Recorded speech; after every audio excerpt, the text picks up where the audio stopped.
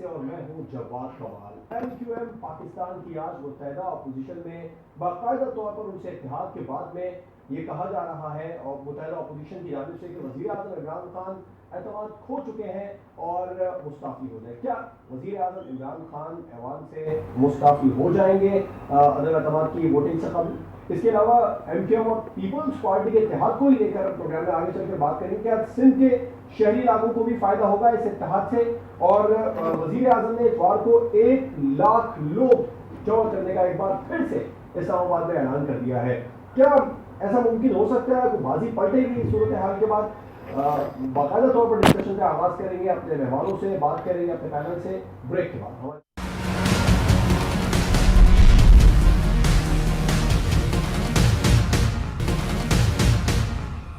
Welcome back. अपने मेहमानों को आपसे तारुफ करवाएंगे। हमें ज्वाइन किया सीनियर तज्जियाकार शहजाद चौधरी साहब ने, सीनियर तज्जियाकार सज्जाद मीर साहब भी प्रोग्राम में हमारे साथ मौजूद हैं, और सीनियर तज्जियाकार रजा रोमी साहब, सीनियर तज्जियाकार अलीना शिगरी साहिबा प्रोग्राम में हमारे साथ मौजूद हैं। शहजाद चौधरी साहब, मुत्तहदा अपोजिशन एमक्यूएम की शमूलियत के बाद वज़ीर आज़म से इस्तीफ़े का मुतालबा कर रही है। क्या वज़ीर आज़म को अब इस्तीफ़ा दे देना चाहिए?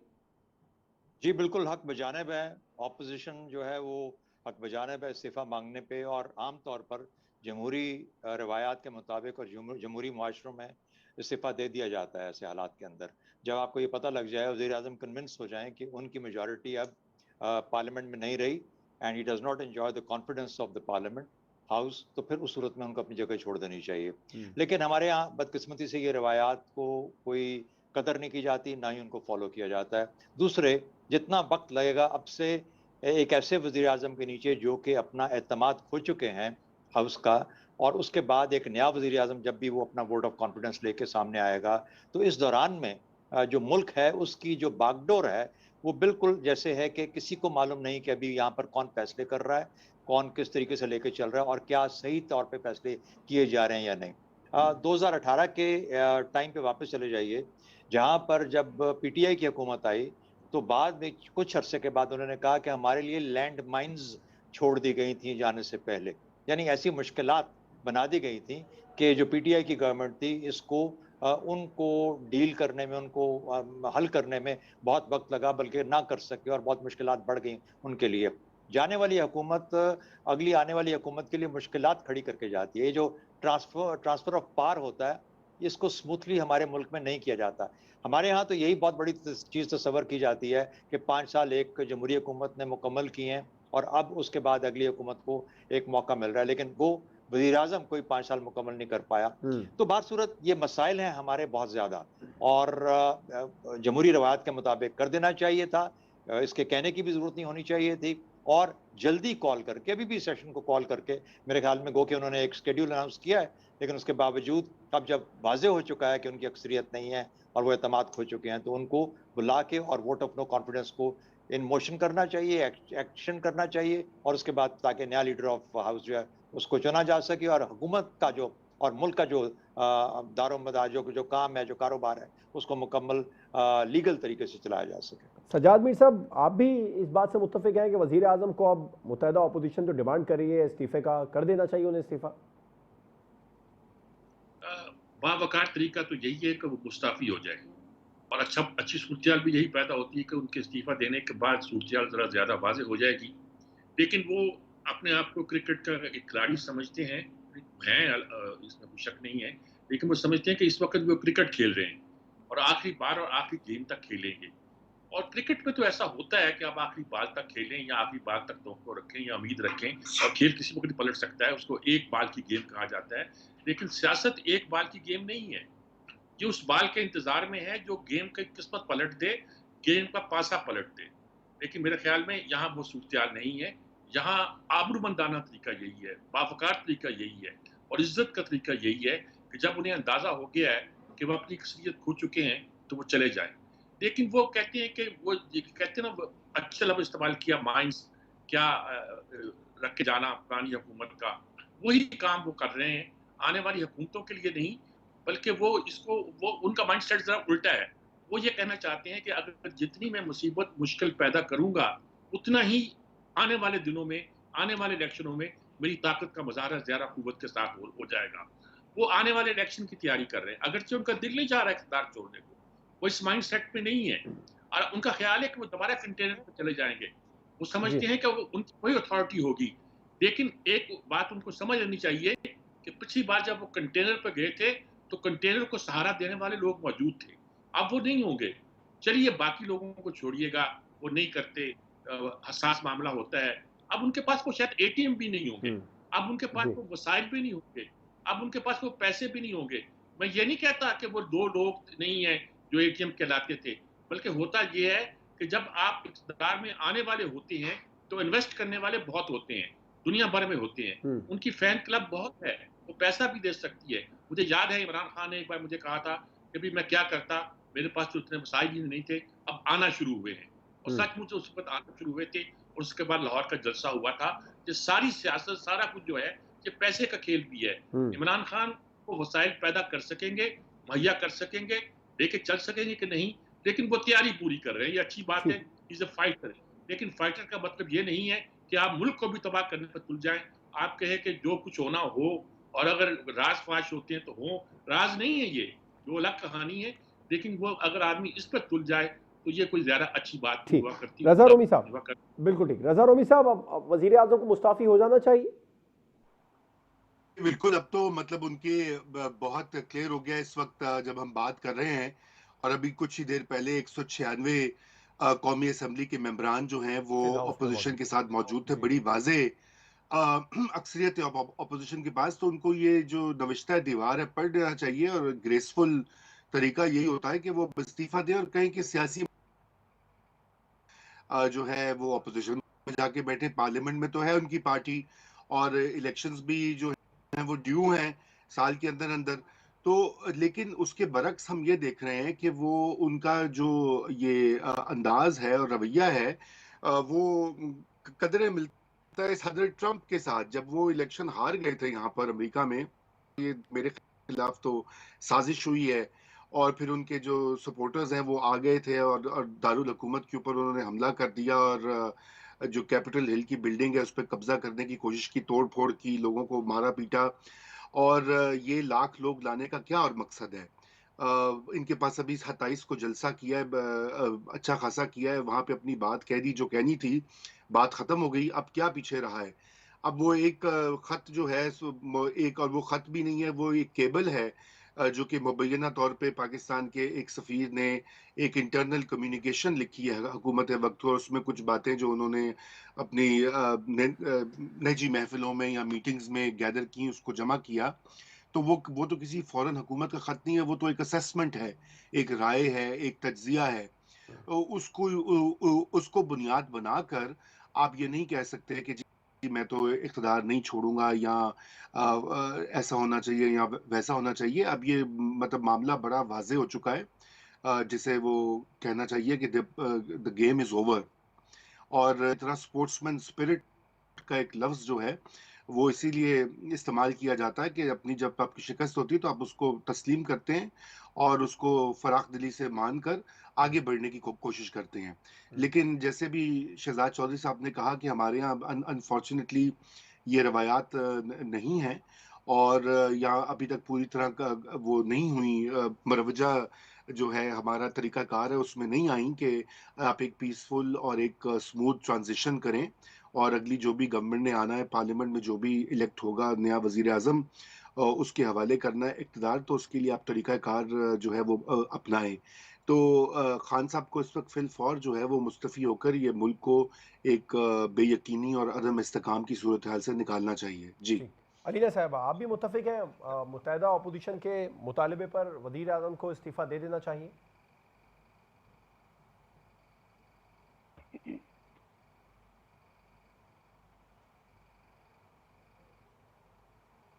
देखिए, अब से कुछ देर पहले की जो खबर चल रही थी कि 196 अराकीन सिंध हाउस में मौजूद हैं, तो इस हिसाब से मेजॉरिटी तो वज़ीर आज़म इमरान खान साहब हो चुके हैं।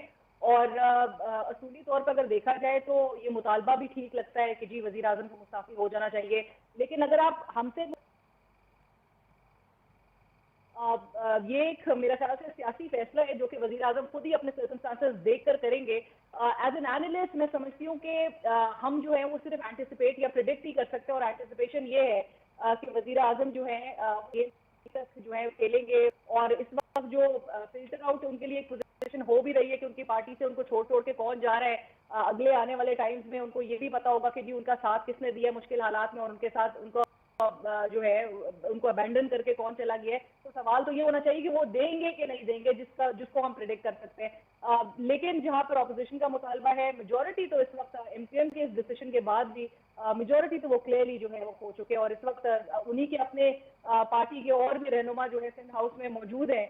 तो इससे सिचुएशन जो है वो काफी वजीर आजम के लिए जो है कॉम्प्लिकेटेड नजर आ रही है। लेकिन अब as an analyst I don't think we're in a position to influence his decision. ये उनके डिसीजन है, वो फैसला खुद करेंगे, सर्कमस्टेंसेस देख के करेंगे, और वो क्या फैसला करते हैं ये आने वाला टाइम ही बताएगा। मतलब मुस्ताफी वजीर आजम को नहीं होना चाहिए, आप ये कहना चाहें? वो खुद फैसला मैं करें इस पे इस तरह से कमेंट नहीं कर सकती कि मेजोरिटी, अगर ऑपोजिशन का मुतहदा ऑपोजिशन का मुतालबा ये है, मेजोरिटी खो चुके हैं वो, तो मुतालबा की हद तक जो है वो मैं ठीक समझती हूँ, लेकिन I am not in a position, ये मेरी और आपकी ख्वाहिश पे नहीं होगा कि वो इस्तीफा दें। बिल्कुल ठीक। अब हम ब्रेक पर जाएंगे, ब्रेक के बाद बात करेंगे एमक्यूएम पाकिस्तान और पीपल्स पार्टी के दरमियान इत्तेहाद की, कैसे सिंध के शहरी इलाकों को फायदा होगा। ब्रेक के बाद बात होगी।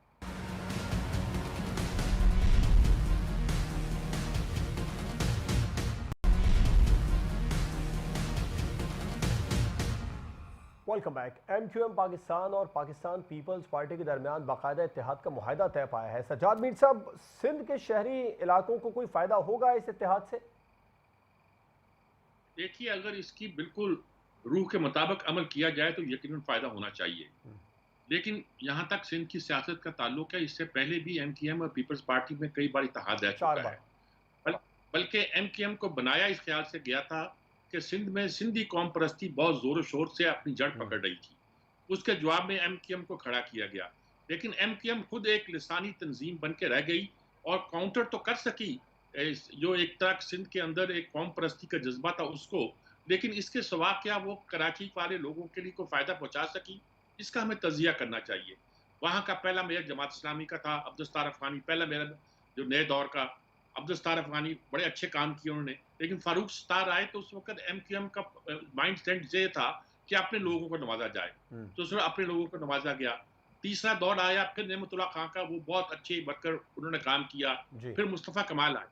उस वक्त एमक्यूएम का मजाज बदल चुका था और एमक्यूएम चाहती थी कि कराची के लोगों की खिदमत की जाए ताकि उसके बदले में कराची के लोग उनके मोतकद भी हों, मुदाब भी हों, उनके वोटर भी बने। वो माहौल बदल चुका था। मेरा ख्याल में माहौल अब बदल चुका है। अब एमक्यूएम नए माइंड सेट के साथ काम करेगी। अगर कराची की और सक्खर की और हैदराबाद की मेयरशिप उनके पास आ जाती है, नाज़िम आला या मेयर जो भी कहें से उनके पास आ जाती है, तो और वो इस तरीके से काम करते हैं कि मकामी लोगों का फायदा हो, तो यकीन उसका उन्हें फायदा पहुंचेगा। ये 60% 40% कोटा आज का नहीं है, शुरू से है, लेकिन इसको वायलेट किया जाता रहा है। वायलेट करने की ये हद है कि कराची में मुझे एक बार 92 की बात है, कुछ लोगों ने लाके वो डॉक्यूमेंट्स दिखाई कि पीआईए जो वफाकी इदारा है उसमें पंजाब से इतने % लोग होने चाहिए और वो उससे कम मौजूद हैं। लेकिन वो जो कम मौजूद हैं उनमें से अक्सरियत वो है जो सिंध से या कराची से पंजाब के डोमिसाइल पे जहाँ आए। हम गड़बड़े बड़ी करते हैं, बेईमानियां बड़ी करते हैं, अपने लोगों को नवाजते हैं। जुलसानी बिल हो या एमकेएम की अपनी पॉलिसियां हो, सिंध में एक तरह की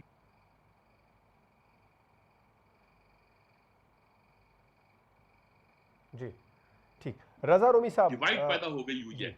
अगर अब पीपल्स पार्टी और एमकेएम मिलकर और सोच समझकर ये सोचकर कि लोगों की नजरें उन पर हैं, बिल्कुल आपको पॉइंट है। रजा रूमी साहब, एमक्यूएम पीपल्स पार्टी इत्तेहाद के बाद आप समझते हैं जो सिंध के शहरी इलाके हैं उनको फायदा होगा?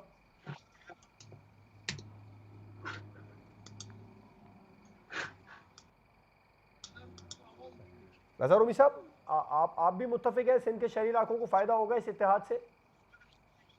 जी देखिए, ये एक अच्छी हुई है कि पीपल्स पार्टी और अंडरस्टैंडिंग हुई है और ये शॉर्ट टर्म में तो इससे जो सूबा सिंध की सबसे बड़ी ज़रूरत ये है कि वहाँ पे बसने वाले तमाम कम्युनिटीज़ जो हैं और मुख्तलिफ एथनिक ग्रुप्स जो हैं वो आपस में एक जमहूरी फ्रेमवर्क के अंदर जो है कोऑपरेट भी करें और सूबे के जो बड़े मसाइल हैं उनके हल की तरफ भी बढ़ें। माजी में जो टेंशन रही है अर्बन और रूरल एरियाज के दरमियान, वो उसका फ़ायदा नहीं हुआ आवाम को हमेशा नुकसान होता है। तो ये एक अच्छी पेशरफ्त है, लेकिन अब बड़ा चैलेंज ये है कि क्या ये पेशरफ्त जो है, ये सिर्फ़ इस वक़्ती तौर पर रहेगी, यानी कि इस हुकूमत के होते हुए ये जो अभी आएगी गवर्नमेंट, या ये अगले इलेक्शन के बाद भी ये अंडरस्टैंडिंग कायम रहेगी? हम तो ये चाहते हैं कि बिल्कुल ये कायम रहे, और उसमें जो बुनियादी एक नुक्ता है, सबसे अहम नुक्ता ये है कि मकामी हुकूमतें ख़ुसूसन शहरी इलाकों में लोकल गवर्नमेंट का जो निज़ाम है, वो फुली फंक्शनल हो और मकामी हुकूमतों के पास तमाम वसाइल और इख्तियारात हों, ताकि या ये जो खींचातानी होती है सूबाई महकमों की शहरी हुकूमतों के साथ, वो जी। कराची जो कि पाकिस्तान का एक तरह से दिल भी है, मरकज़ भी है और कमर्शियल कैपिटल भी है, वहाँ पर जिस तरह से जिस अंदाज से कारोबार हुकूमत चलाया गया है, उसको बदलना चाहिए। तो ये बहुत है, लेकिन वही कहना जो पड़ेगा अनफॉर्चुनेटली कि माजी में यही हुआ कि पहले मायदा होता है, फिर वो टूटता है, फिर होता है, फिर वो टूटता है। अब खुदा करे कि ऐसी सूरत हाल ना निकले और कोई तरीका निकले कि मिलकर सिंध की ठीक। तमाम जो जमातें हैं वो एक दूसरे के साथ काम करें। जी। अलीना साहबा, MQM PP इत्तेहाद सिंध के शहरी इलाकों को फ़ायदा होता देख रही हैं आप?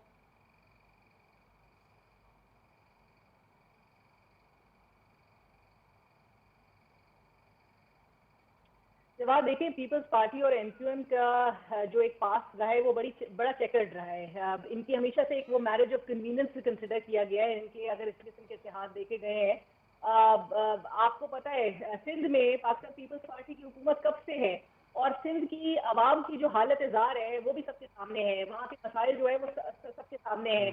आज फिर वो उन मसाइल पे अगर एक दूसरे के साथ और एक दूसरे के इत्तेहाद कायम किया जा रहा है, तो लाइक रज़ा रूमी साहब सेड के आगे भी कायम रहे तो वो बहुत अच्छी बात होगी। पॉलिटिक्स से ना जवाब कभी भी आवाम को फायदा नहीं होता, शहरियों को फायदा नहीं होता, और अगर फायदा हो तो that will be a news to me.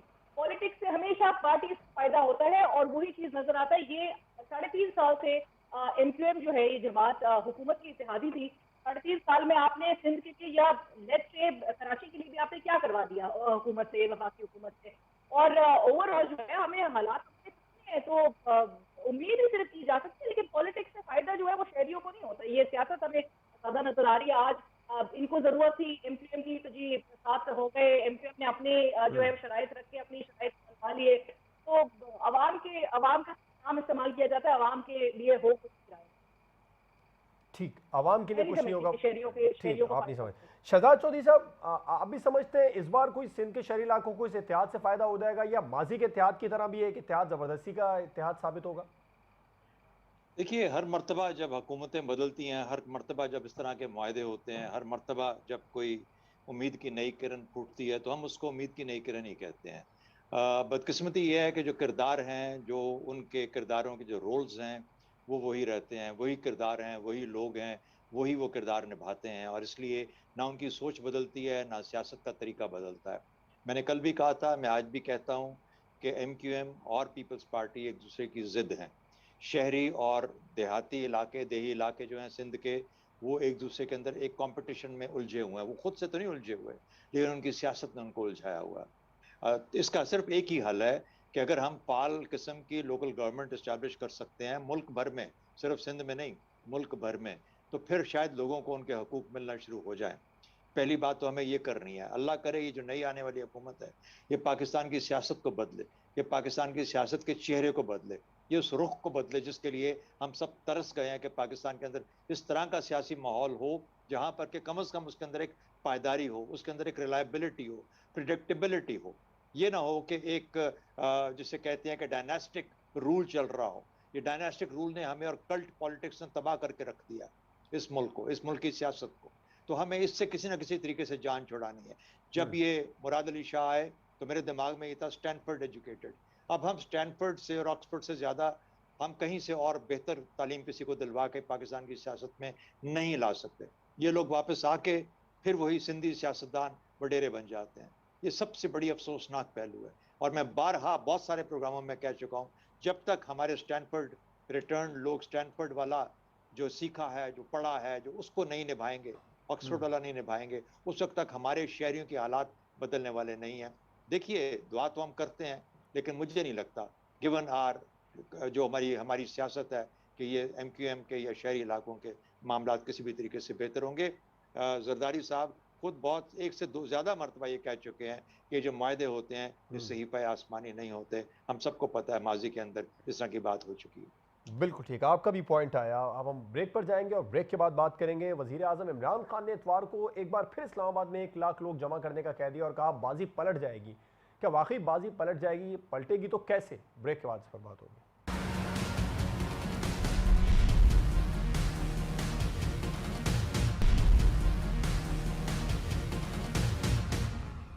Welcome back. वजीर आजम इमरान खान ने इतवार को इस्लामाबाद में एक बार फिर से 1 लाख लोग जमा करने का कहा है और कहा है कि बाजी पलट जाएगी। रजा रूमी साहब, मुमकिन है अब ऐसा? देखिए, कोई ऐसा जो है चीज मुमकिन नहीं है। मुझे समझ नहीं आ रही। पहले भी हमने जो प्रोग्राम का पहला सेगमेंट था उसमें यही बात कही कि अब तमाम जो सियासी पत्ते हैं वो वज़ीर आज़म साहब के हाथ से निकल चुके हैं। ऐवान में उनकी अक्सरियत ख़त्म हो चुकी है और इस वक्त जो है वो किसी भी सूरत अपना इक़्तिदार नहीं बचा सकते। ये आखिरी हरबा है और वो एक कॉन्फ्रंटेशन, एक तसादुम वाली बात है। और यकीनन ये इसलिए कि वो कर रहे हैं कि वो अपनी जो सपोर्ट बेस है, अपनी जो उनके वोटर्स और उनके इंसाफियन पैरोकार हैं, उनके लहू को गर्म रखने का एक बहाना है। इसके अलावा वो ये अच्छी तरह जानते हैं कि इस वक्त हम मामलात जो हैं वो निकल चुके हैं उनके हाथ से। देखिए, जिन बैसाखियों की मदद से वो इक़्तिदार में आए थे, नहीं रहीं और वो एक-एक कर गिर चुकी हैं और अब वो सियासी तौर पर जो है वो अपनी शिकस्त मानने को तैयार नहीं है और वो ये समझ रहे हैं कि शायद इस तरह की जो सियासी नैरेटिव है, बयानिया है, उससे वो अपने आप को एक रेलेवेंट नेशनलिस्ट हीरो की तरह कायम रखेंगे। लेकिन ये भी खाम-ख़याली है उनकी, क्योंकि पाकिस्तान की जो दीगर सियासी क़ुव्वतें हैं, वो तकरीबन एक ही प्लेटफॉर्म पर जमा होके उनके खिलाफ मौजूद हो चुकी हैं। अगर खान साहब चाहते तो वो एक वर्किंग रिलेशनशिप रखते ऑपोजिशन की पार्टियों से, पार्लियामेंट को ऐसे तरीके से चलाते तो आज ये पोलराइजेशन देखने को ना मिलती। तो इस वक्त वो बिल्कुल एक माइनॉरिटी में तनहा दिखाई दे रहे हैं और ये अगर लोग लाएंगे तो तसादुम की कैफियत होगी। तो फिर आपको पता है कि पाकिस्तान के इदारे जो हैं वो खामोश नहीं रहेंगे, वो इंटरवीन बिल्कुल करेंगे और माजी में भी ऐसा हुआ है। इसलिए खान साहब को इस तरह की जो सूरत हाल है उससे गुरेज करना चाहिए और हर सूरत में उनको कोई ऐसी जो है सिचुएशन क्रिएट नहीं करनी चाहिए जो मुल्क के लिए मजीद मुश्किलात का बायस बने। उनके पास दो ही रास्ते हैं, वो आजकल में इस्तीफा दें या वो जिस दिन वोटिंग होती है ऐवान में वहां जाकर तरीके अदम एतमाद का सामना करें। ये दो सूरत हाल हैं, ये आईनी भी हैं, कानूनी भी हैं, जमहूरी भी हैं। इसके अलावा कोई तरीका जो है वो गलत होगा और वो गैर कानूनी होगा। जी अलीना साहिबा, 1 लाख लोग जमा करने का कहा, बाजी पलटने का कहा, ऐसा मुमकिन है अब?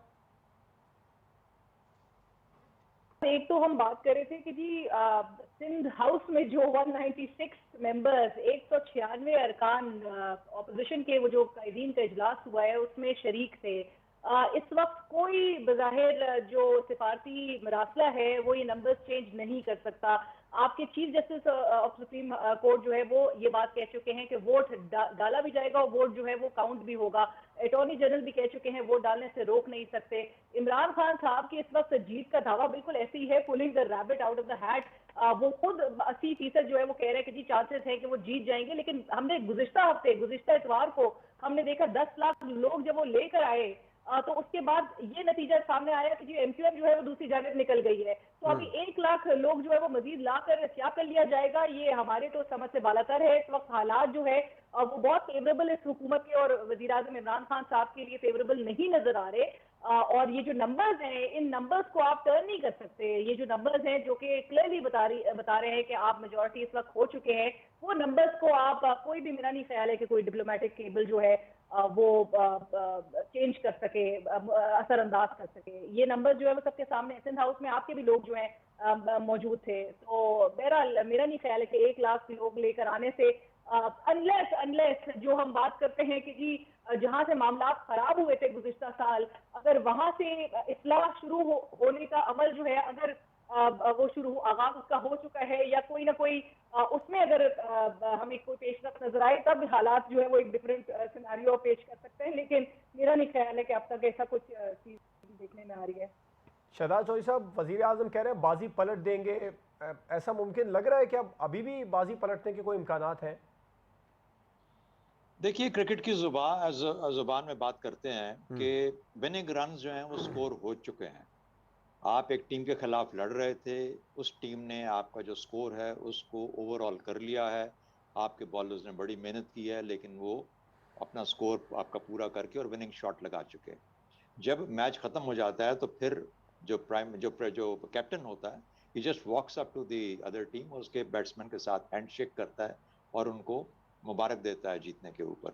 वो इस चीज़ का इंतज़ार नहीं करता है कि जब तक स्कोर बोर्ड के ऊपर ये लिखा हुआ नहीं आएगा कि so and so team has actually one the match, या वो टीम मैच जीत गई है, जो स्कोर बोर्ड पे लिखा हुआ आता है, कंग्रेचुलेशंस।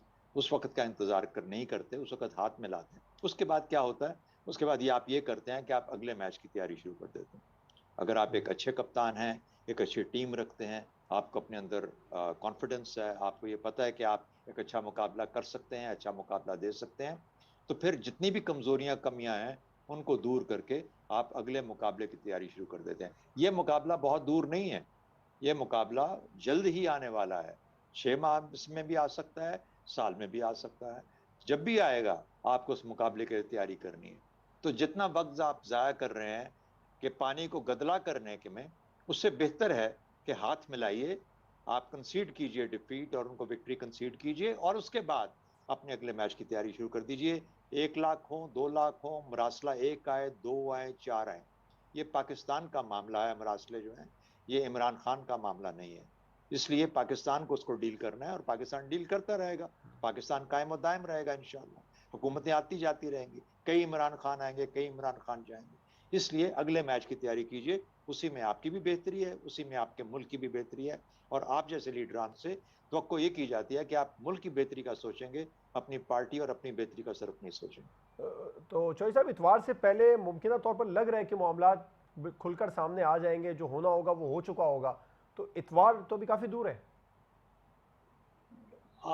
देखिए, इन्होंने क्योंकि स्केड्यूल ऑलरेडी अनाउंस कर दिया है, मेरे ख्याल में क्या है, कल से शायद सेशन जी, होगा कल से जिसमें बहस, बहस हाँ। स्टार्ट होगी, और फिर उन्होंने कहा हम 3 या 4 तारीख को हम इसको कर देंगे। लेकिन writing is on the wall. वो कहते हैं, क्या कह रहे हैं सारे, कि गेम इज ओवर, अगर the game is over, winning runs have been scored, shake hands, walk away, go prepare for. कोई बावकार तरीका क्या होता है? मैच हारते हैं, मैच जीतते हैं। सियासत भी एक बड़ी सतह का खेल है, उसको उसी तरीके से खेलने जीतने की जरूरत होनी चाहिए।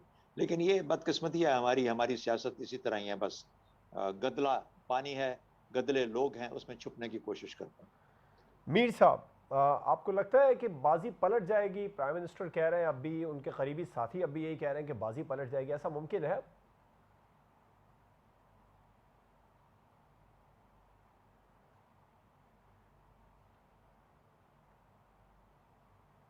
वैसे मुझे तरस आता है इमरान खान पर। कहाँ वो 10 लाख बंदे ला रहा था, कहाँ अब 1 लाख पे आ गया है। 10 लाख भी नहीं आए थे, 1 लाख भी शायद नहीं आएंगे। देखिए, सूरत जब बदलती है तो उसका एहसास कर लेना चाहिए। लीडरशिप का यही कमाल होता है। और ये देखिए, जब आपको ये अंदाजा हो गया है कि सूरत क्या है, 196 लोग अगर तो सूरत हाल जो है वो बहुत बदलाव के साथ सामने आ चुकी है, और आपको उसी हिसाब से तजिया करना चाहिए। शहजाद चौधरी साहब की आइंदा इलेक्शन की आप चाहिए। आपको ये भी अंदाजा होना चाहिए कि अगर आप इतने सोचते हैं कि मैं हाथ को खराब करूं कि आने वाले इलेक्शन में मैं उसको सेल कर सकूं, तो उसमें भी कई गलत फहमी है जो पहले आपको दूर कर लेनी चाहिए, वरना आपको सदमा पहुंचेगा। अब आपके पास बैसाखियां नहीं होगी जो कंटेनर पर आपको खड़ा, और बैसाखियां भी नहीं होगी, बल्कि शायद ये भी सूरत पैदा होता है कि आपने बहुत से इदारों को अपना दुश्मन बना लिया। बहुत सी बातें ऐसी की हैं, यानी मैं नाम भी लेता, एक इदारे के बारे में नहीं, कई इदारों के बारे में कह सकता हूँ कुछ वो दुश्मन गैर की बातें जो आपको बहुत नाराज रही थी, आपसे तंग आई बैठी हुई, मुल्क के अवाम जो आपको चाहते थे, उनके लिए भी आपको किसी का मकाम नहीं है। उनकी भी ज़िंदगियाँ जीर्ण हो चुकी हैं। ये सारी बदली हुई सूरत-ए-हाल में आपको कोई खत लहरा के ऐसी बात करके या बाजी पलट जाएगी या बात कह के अपने आप को मुतमिन नहीं कर लेना चाहिए। बल्कि एक आप इसे बैठकर रीथिंकिंग करनी चाहिए, सोचना चाहिए कि आपसे कहाँ गलतियाँ हुई हैं, क्या आप उनका तदारक कर सकते हैं? क्या आप दोबारा कैरियर पे चढ़ सकते हैं? क्या आप दोबारा आवाम से उस तरह खिताब कर सकते हैं जिस तरह किया, उसी जज़्बे के साथ, उस जोश के साथ? मेरे ख़्याल में इन्होंने जो की है, ये इन्होंने अपने साथ दुश्मनी की है। क्योंकि इससे इनके ज़हन में ये बात और रासख़ हो गई है कि मैं बहुत मकबूल हूँ और हम्म, पॉपुलिज़्म की बुनियाद पर शायद दोबारा जीत सकता हूँ। मेरे ख़्याल में ये सारी ठीक। बातें हैं जो उन्हें एक बावक़ार चले। तौर पर सोचनी चाहिए और देखना चाहिए। हो सकता है वो अपनी इनिंग खेल चुके हों। हो सकता है कि उनकी 12 बारी आ सकती हो, लेकिन बाजी पलट जाएगी, ये मैच तो वो हार चुके हैं। अगले मैच की बात करें, तो वो फिर देखेंगे क्या सूरत-हाल ठीक है, पैदा होती है और क्या बिल्कुल ठीक। नतीजा मीर बनता है साहब का पॉइंट और है, क्या वो एक जीत एक सकते हैं, एक और। क्या अब उनके पास बैसाखियाँ भी नहीं होंगी, बहुत सारे इदारे शायद उनके खिलाफ भी होंगे। ठीक, मीर साहब का पॉइंट है। एक और मुख्तसर जवाब अपने मेहमानों से चाहूंगा। वफाक के बाद शहजाद चौधरी साहब, आप पहले बताइएगा, पंजाब भी अब पीटीआई के हाथ से निकल जाएगा, निकलता नजर आ रहा है आपको? बड़ा इंटरेस्टिंग, बहुत इंटरेस्टिंग सवाल है और गो के इसके ऊपर तो सजाद मीर साहब आपको ज़्यादा बेहतर बता पाएंगे। लेकिन मैं सिर्फ इतना अर्ज कर सकता हूँ कि देखिए ये बड़ा इम्तिहान स्टार्ट हो गया। बड़ा इंटरेस्टिंग सिचुएशन ये है कि सबसे पहले ये फैसला करना है कि अब सूबों की हुकूमतों का क्या करना है। क्या इसको इन हाउस तब्दीली समझा जाएगा जो कि वफाक में होने जा रही है? अगर ये इन हाउस तब्दीली है तो इसका मतलब सूबे फिर अपनी जगहों पे कायम रहेंगे। फिर पीएमएलएन का ये उनकी ख्वाहिश कि इलेक्शंस जल्दी होने चाहिए और पीपीपी की ये ख्वाहिश के टर्म्स पूरी करनी चाहिए। तो फिर उसमें ये फैसला हो पाएगा कि क्या उतना वक्त मिलता है परवेज इलाही को अपनी हुकूमत कायम करने में। क्या परवेज इलाही की हुकूमत बन भी पाएगी या नहीं बन पाएगी। पीटीआई पंजाब क्या अब हिस्सों बखरों में बट जाएगी जब उनको पता लगेगा कि वफाक में भी उनकी हुकूमत नहीं है। अगर ऐसा हो पाएगा तो फिर क्या बहुत सारे लोग उनमें से निकल के पीएमएलक्यू को ज्वाइन कर लेंगे या परवेज इलाही को ज्वाइन कर लेंगे या किसी और रंग में उनके साथ मिल जाएंगे या नहीं मिलेंगे। ये तमाम चीजें जो कि अभी पंजाब की सिचुएशन को बहुत इंटरेस्टिंग बना देंगी और मेरा ख्याल है कि ये बल्कि अब अगला अगला जो बहुत इंटरेस्टिंग पॉलिटिकल खेल है वो अब वहां पे खेला जाएगा पंजाब के अंदर। ठीक। अलीना, आप भी बताइएगा, आपको लगता है कि पंजाब भी अब वफाक के बाद पीटीआई के हाथ से निकल जाएगा? एब्सोल्युटली, और ये तो ऑपोजिशन ऑलरेडी साहब को जब वजारत आला के लिए नॉमिनेट किया वज़ीर आज़म इमरान खान साहब ने, तो फिर जरदारी साहब और दीगर जो है वो कहना शुरू हो गए थे कि जी ये इस उसमें पोजीशन में नहीं है कि ये नॉमिनेट कर सके, उधर हमारे नंबर्स जो हैं वो ज़्यादा हैं और ये इस करने के पोजीशन में नहीं है पाकिस्तान तहरीक इंसाफ। और लिहाजा नेचुरली असल तो गेम हम जिस तरह पहले भी बात करते आए हैं कि जी वफाक है और उसके बाद ही एक वो ट्रेंड जो है वो नजर आएगा पंजाब में तब्दील होता हुआ, तो ये भी नेचुरली इनके हाथ से जाता हुआ दिखाई दे रहा है। ठीक। मीर साहब, आपको भी लगता है पंजाब भी पीटीआई के हाथ से गया वफाक के बाद? तो जा चुका है जी। जब बुजदार नहीं है तो उसकी जगह अगर वो परवेज इलाही को बनाना चाहते हैं तो परवेज इलाही तो को इलेक्ट करना आसान नहीं है। अलीम खान ने कह दिया कि मैं साथ नहीं दूंगा। ये तो एक बात है। मेरे ख्याल में आज जब सारे अपोजिशन के लीडर बैठे हुए थे तो मुझे सबसे बड़ा अफसोस ये हुआ कि परवेज इलाही उनमें नहीं है और वो छोटी सी गलती की वजह से, अंदाजे की मुगालते की वजह से या गलती की वजह से वो उसमें नहीं था। हालांकि वो उनमें बहुत से लीडरों से बेहतर मुहिब वतन और ज्यादा डायनेमिक लीडर है जो उसको जिसको वहां होना चाहिए था इस वक्त। और इस बात का भी इम्कान है, कुछ लोग कह रहे हैं, मुझे नहीं पता क्या सूरत पैदा होती है कि शायद परवेज इलाही वापस उसी अपोजिशन के साथ आ जाए। कैसे आते हैं, क्यों कर आते हैं, ये मुझे नहीं पता। एक अंदाजा पेश किया जा रहा है। देखा जाए तो अब मुमकिन नहीं रहा कि तहरीक इंसाफ जो है परवेज इलाही को इलेक्ट आ सके। और अगर तहरीक इंसाफ नहीं लगती और इस डिफेक्शन की वजह से अगर वो परवेज इलाही को ओन नहीं करती है अपोजिशन, तो मेरे ख्याल में ये कोई अच्छा नहीं होगा। परवेज इलाही नहीं होते तो कौन होता है, कैसा होता है? अलीम खान से तो मेरा ख्याल वो बेहतर रहेंगे, दूसरे बहुत से लोगों से भी बेहतर रहेंगे। हाँ, अगर इसमें हमजा शहबाज का रास्ता खुल गया है वो दूसरी बात है। ये एक बड़ी लंबी कॉम्प्लिकेटेड सी लड़ाई है। पंजाब में पहले भी सिंगल पार्टी के तौर पर जो थी वो इनकी थी, मुस्लिम लीग नून की थी। लेकिन पीटीआई एक कुव्वत है पंजाब में, इसमें कोई शक नहीं है। पीटीआई एक ताकतवर कुव्वत है, पीपल्स पार्टी नहीं है, कोई और भी नहीं है, सिर्फ पीटीआई है और पाकिस्तान मुस्लिम लीग है। अगर मुस्लिम लीग वापस ले लेती है पंजाब की सीट तो ये तो खैर एक बहुत बड़ी बात होगी। लेकिन अगर वो कॉम्प्रोमाइज करती दूसरे लोगों के साथ और कोई और उसमें आप मुझे उस सूरत में परवेज लाई का आना जो है ना, मुझे अब मुश्किल नजर आता है और इसका मुझे अफसोस होगा, क्योंकि मैं अब भी समझता हूँ कि वो वज़ादार लीडर है, सोचते समझने वाले लोग हैं। ये गलती उनसे कैसे हुई, बगालता उन्हें कैसे लगा, किसने ये सारी सूरत पैदा की, मैं कुछ नहीं कह सकता। काश वो आज उस अपोजिशन के साथ बैठे होते जो आज प्रेस कॉन्फ्रेंस कर रही है। बिल्कुल ठीक। सज्जाद मीर साहब, शहदा चौधरी साहब, रजा रूमी साहब, अलीना शिबली साहबा प्रोग्राम में हमारे साथ मौजूद है। आप तमाम मेहमानों का बहुत शुक्रिया। प्रोग्राम आपने देखा नाज़रीन, आपसे मुलाकात होगी इंशाल्लाह कल। इजाज़त दीजिए, अल्लाह हाफ़िज़।